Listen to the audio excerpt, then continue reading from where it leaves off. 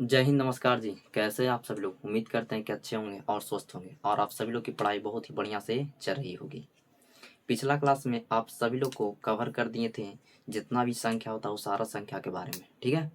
आज आप लोग एक नया टॉपिक पढ़ाएंगे जिस टॉपिक का नाम है क्या? यूक्लिड विभाजन एल्गोरिथम, ठीक।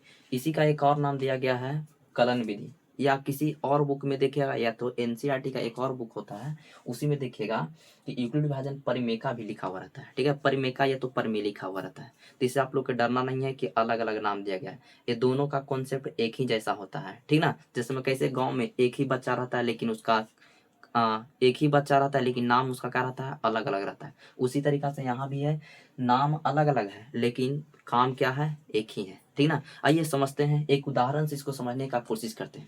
समझिएगा, मान लेते हैं बुआ कि एक दो हम कोई संख्या लेते हैं, ठीक है। एक संख्या ले लें, मान लिया कि 5 लिए, ठीक है।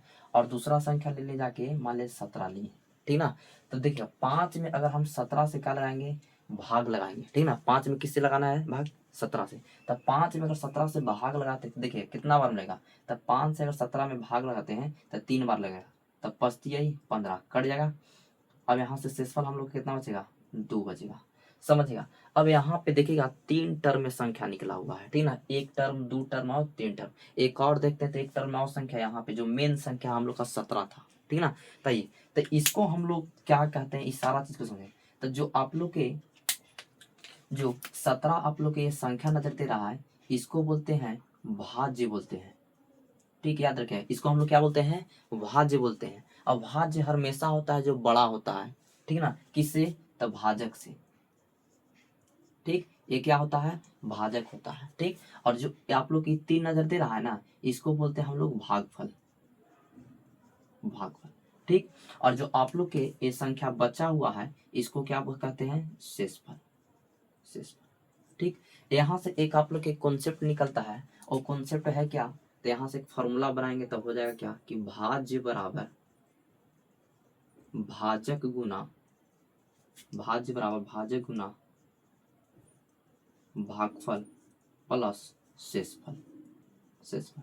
और ये फॉर्मूला बहुत ही ज्यादा इंपॉर्टेंट है इस चैप्टर के लिए, ठीक है। और इसी चैप्टर के इसी फॉर्मूला के अकॉर्डिंग इस चैप्टर को आप लोग को समाप्त कर दिया जाएगा, ठीक ना। देखिए कैसे हम इस पर बताएंगे। अब मान लेते हैं कि भाज्य को हम क्या कह दिए? ए। भाज्य को क्या कह दिए? ए। भाजक को हम क्या कह दिए? बी, ठीक। और भागफल को क्या कह दिए? क्यू। और शेषफल को क्या कह दिए? आर, ठीक ना, ठीक। ए यहाँ से तब एक और फॉर्मूला निकलेगा, ए बराबर बी क्यू प्लस आर, ए बराबर बी क्यू प्लस आर। और यही फॉर्मूला पर एक चैप्टर क्या कर दिया जाएगा? समाप्त कर दिया जाएगा। और एक किसका फॉर्मूला है? यूक्लिड विभाजन एल्गोरिथम का, या तो कलन विधि का एक फॉर्मूला है। तो याद रखिएगा, अगर पूछेंगे कि यूक्लिड विभाजन परमेका का क्या फॉर्मूला होता है, तो फॉर्मूला बताइएगा ए बराबर बी क्यू प्लस आर, ठीक। लेकिन एक कब नियम लागू होगा? जब जैसे में इसका कुछ कंडीशन रहता है, जहां आर का मान 0 से बड़ा होना चाहिए, आर का मान 0 से बड़ा, या बी का मान होना चाहिए ना, जो 0, बी का मान आर से क्या होना चाहिए? बड़ा होना चाहिए। तब इस कंडीशन का फॉलो किया जा सकता है, अन्यथा इस कंडीशन का फॉलो नहीं किया जा सकता है, ठीक। अब इस पे हम कुछ एग्जाम्पल समझने का कोशिश करते हैं, ठीक ना। आइए देखते हैं इस पे कुछ एग्जाम्पल। चलिए अब आप लोग के एग्जाम्पल समझते हैं, आप लोग के कॉन्सेप्ट समझ में आ गया।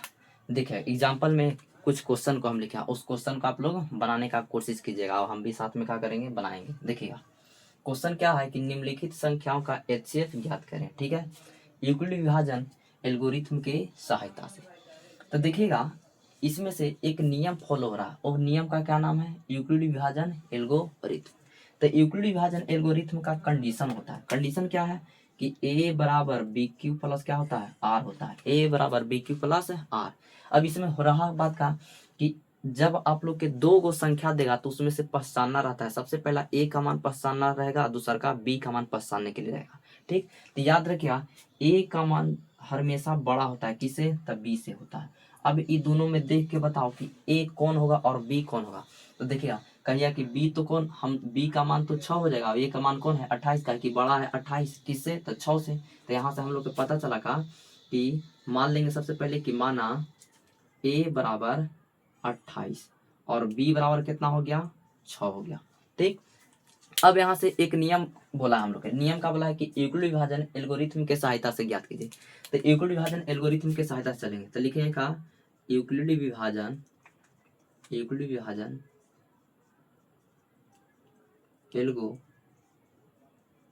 एल्गोरिथम से, यूक्लिड विभाजन एल्गोरिथम से। इसका कंडीशन क्या बताएं कि a बराबर बी क्यू प्लस आर होता है, तो लिखेंगे का कि a बराबर बी क्यू प्लस आर। लेकिन इसमें भी एक नियम है, क्या है कि जहां r का मान 0 से बड़ा होना चाहिए, r का मान 0 से क्या होना चाहिए, बड़ा, या तो इसके बराबर यानी r के बराबर, या r का मान b से छोटा होना चाहिए। r का मान किससे छोटा होना चाहिए, b से छोटा होना चाहिए, तब इस नियम का फॉलो किया जा सकता है, अर्थात फॉलो नहीं कर सकते हैं, ठीक है ना। अब देखिएगा, अब हम लोग के a का मान भी पता है, b का भी मान पता है, लेकिन q और r का मान नहीं पता है। तो सबसे पहले इसको साइड में कहीं पे रफ कर लेंगे, ठीक है ना। बताइए, साइड में हम लोग रफ कर लेते हैं। तो किस में लगाना है, 6 में 28 से पहले लगाते हैं। तो 6 में अगर 28 लगाते हैं तो 6 चौका 24 हो जाएगा, तो ये कट जाएगा 2 बार, 4 बार में। यहाँ से अगर घटाएंगे तो यहाँ कितना बचेगा, 4। अब यहाँ पे समझने का कोशिश कीजिए, हम लोग की ज्ञात करने के लिए क्या बोला है, HCF।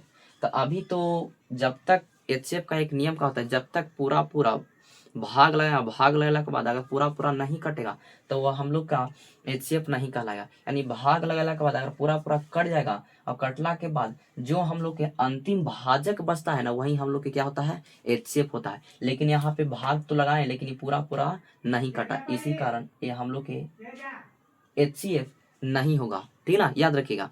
अब तो रहा बात कि जो हम लोग के भाजक होता है ना, वहीं जाकर क्या बन जाता है, भाज्य बन जाता है। तो हम लोग के भाजक के काम यहाँ पे कौन कर रहा है, 6। तो यहाँ पे क्या लिखेंगे, 6। और 6 में फिर अब देखिए, अब 4 में 6 से क्या लगाएंगे, भाग लगाएंगे, तो लगाइएगा। तो 4 अगर 4 दूनी लगाएंगे तो कितना हो जाएगा, 8। लेकिन ये कटेगा नहीं, कटेगा नहीं, कटेगा तो कितना बार लगाएंगे, एक बार में। तो 4 एकम 4, शेषफल कितना आएगा, 2। फिर वही काम करेंगे, हम लोग के यहाँ पे कौन है, ये भाजक है, तो यही भाजक क्या बन जाएगा, भाज्य जाके बन जाता है। तो यहाँ पे फिर लाएंगे तो ये 4 हो गया। अब बताओ यहाँ पे कटेगा, तो कटेगा कितना बार में, 2 बार में, तो 2 दूनी 4। अब यहाँ पे देख के बताओ हम लोग के अंतिम भाजक क्या है, तो अंतिम भाजक हमने की कहा है, 2 है। तो यही हमने के क्या हो जाएगा, HCF के मान कितना हो जाएगा, 2 हो जाएगा, ठीक। लेकिन ये हम लोग के बोला था का यूक्लिड विभाजन एल्गोरिथम के सहायता से ज्ञात करने के लिए, लेकिन ये तो हम लोग भाग विधि से न बना दिए, लेकिन हम लोग को भाग विधि से बनाना नहीं है, ठीक ना। तो ये इसी तरीका से इसको भी हम लोग हल करेंगे, ठीक ना। देखिएगा, तो सबसे पहले यहाँ से देखते हैं, तो a का मान, तो a का मान हम लोग के कौन होता है, तो a वाला होता है बुआ, जो बड़ा संख्या रहता है, जो a का मान होता है, ठीक, जिसको हम लोग बोलते हैं भाज्य, ठीक। और जो भाजक होता है ना, जो b का मान होता है, ठीक। और जो भागफल होता है वो q का मान होता है, और जो शेषफल रहता है वो क्या हो जाता है, r का मान होता है। तब इसमें से देख के बताइएगा, तो a का मान हम लोग के पास कितना है, 28 हो गया, ठीक। b का मान कितना हम लोग के पास, तो 6 है। और q का मान कितना है, तो q का मान 4 है, ठीक। और r का मान कितना है, तो r का मान कितना है, 4 हो गया। अब देखिएगा, 6 चौका 24 और 24 और 4 28, यानी यहाँ तक ला क्या है, सही है। ये तो पहला कंडीशन में हम लोग के यहाँ तक ला हुआ। अब दूसरा कंडीशन में चलेंगे, तो दूसरा कंडीशन हम लोग यहाँ से लेके यहाँ तक ला बनेगा, ठीक। तो इसमें बताइएगा, तो अब जो हम लोग जो पहले शेषफल था वही हम लोग के क्या बन जाता है, भाजक बन जाता है, ठीक, यानी b का मान कहलाता है। और जो पहले हम लोग के क्या था, भाजक था, वही हम लोग के क्या बन जाता है, भाज्य बन जाता है, यानी a का मान बन जाता है, तो इसको a बोलेंगे। और जो इस साइड आया हुआ सॉल्यूशन किए तो ये क्या हो गया, हम लोग के भागफल यानी q का मान, और जो नीचे में बचा इसको क्या बोलते हैं, शेषफल, यानी इसको बोलते हैं r का मान। तो यहाँ से फिर से बैठाइएगा, तो a का मान हम लोग को कितना है अभी, 6 है, ठीक। b का मान कितना आया है, तो b का मान 4 आया है। और q का मान कितना आया है, 1 आया है। और प्लस r का मान कितना आया है, तो r का मान 2 है, तो यहाँ पे 2 लिखेंगे। 2 कंडीशन आप लोग के खत्म हो गया। तीसरा कंडीशन, तो तीसरा कंडीशन में ही ना, जब तक नहीं शेषफल आएगा 0, जब तक क्या इसी तरीका से काम करते चलना है, ठीक ना। तो देखिए फिर से समझिएगा, तो अब यहाँ पे देखो, तो इस दोनों इसमें से देख के बताओ कि a का मान कौन हुआ, तो a का मान सबसे बड़ा कौन है, 4 है, तो 4 हो जाएगा। और b का मान कौन है, भाजक ना, तो भाजक कितना है, 2 है, ठीक। फिर भागफल कितना है, तो भागफल भी कितना है, 2 है, तो यहाँ पे कितना लिखेंगे, 2। प्लस शेषफल कितना है हम लोग के, तो 0 आया, तो शेषफल क्या लिखेंगे 0। अब यहाँ से देख के बताओ हमने क्या अंतिम भाजक है क्या, तो अंतिम भाजक हम लोग का क्या है 2 है, इसी कारण इसका HCF कितना होगा 2 होगा। लिखेंगे का यहाँ अंतिम भाजक भाजक 2 है, इसलिए HCF ऑफ 2, HCF का मान कितना होगा 2 होगा। यही आप लोग के क्या हो जाएगा आंसर हो जाएगा। आप लोग के एक क्वेश्चन देते हैं, उसका कमेंट में आप लोग आंसर बताइएगा, ठीक है ना। क्वेश्चन हम आप लोग के देते हैं 16 और 72 का आप लोग बताइएगा। 16 और 72 का इसका जवाब कमेंट में कीजिएगा, क्या इसका आएगा, ठीक ना। तब तक के लिए जय हिंद जय भारत।